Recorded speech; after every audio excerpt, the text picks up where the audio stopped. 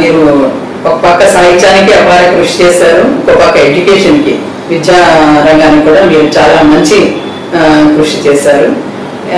ఈ రెండు కూడా సైమల్టేనియస్గా మీరు నడుపుకుంటూ వివిధ రకాలైన ప్రక్రియలు మీరు చేసుకుంటూ వచ్చారు. అన్ని రంగాల్లోనూ మీరు మీ స్థానాన్ని భద్రపరుచుకుంటూ అంటే కన్సిస్టెన్సీగా ఇలా ఒకటి మొదలు పెట్టాం ఇది వదిలేసాం అన్నట్టుగా కన్సిస్టెన్సీగా చేసుకుంటూ వచ్చారు. ఇన్ని కథలు మీరు రాశారు కదా, ఏదైనా ఒక నచ్చని కథ గురించి, ఆ కథ కాన్సెప్ట్ గురించి చెప్పండి. ఇప్పుడు బాగా ఇదనేవి చాలా ఉన్నాయండి, కానీ 1979లో రాసిన నా ఇల్లు అనే కథ నాకు బాగా నచ్చింది. ఇచ్చతనే నేను 73లో మొదలుపెట్టిన 79లో బాగా ఇది ఇచ్చతని అప్పట్లో రాజశాస్త్రి, కాళీకొండ రామారావు వీళ్ళందరూ ఒక గ్రూప్గా ఏర్పడి ఆ నెలలో వచ్చిన మంచి కథలు అని పేర్కొంటూ అభినందించేవారు. అందులో నాకు ఈ నా ఇల్లు అనే కథ కూడా ఉంది.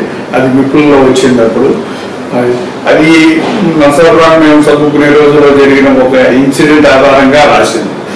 చేతంటే అది ఏమిటి అంటే కొంత అవసాన దిశలో ఉన్నటువంటి తల్లి రోగిష్ఠుడు కనుక అది ఇంట్లో ఉన్నారు కనుక వాళ్ళు ఇంటేజమాని అంటారు, ఇందులో ఉండి ఇదైపోతే మళ్ళీ ఎవరు రారు కనుక ఆమె ఎవరైపు అనేటువంటి కనుక మీరు బయట పెట్టేయాలి అని.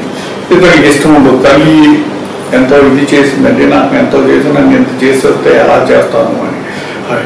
అంటే కారు ఇదనంటే ఇంకప్పుడు ఇంటి ముందు చిన్న పత్రికల్లో ఇది వేసి అందులో పెడతారు. ఆవిడ అక్కడే తీసుకుని ఇచ్చేత చాలా బాధపడుతుంది.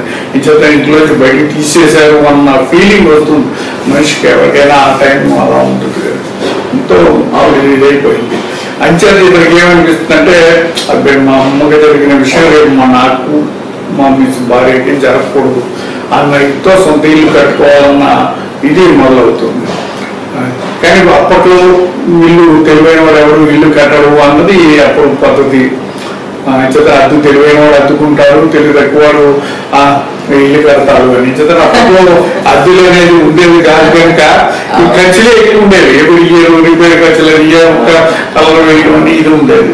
అంచేత ఉండేది కదా. అంచేత కొడుకులు ఒప్పుకోరు. రిటైరింగ్ డబ్బు కూడా పట్టుకెళ్ళి అది కట్టేసి ఇది చేసేప్పటికి బాగా ఇది అంటారు. అయినా సరే ఇది అంటారు. తర్వాత పిల్లలు ఉద్యోగాలు వస్తాయి.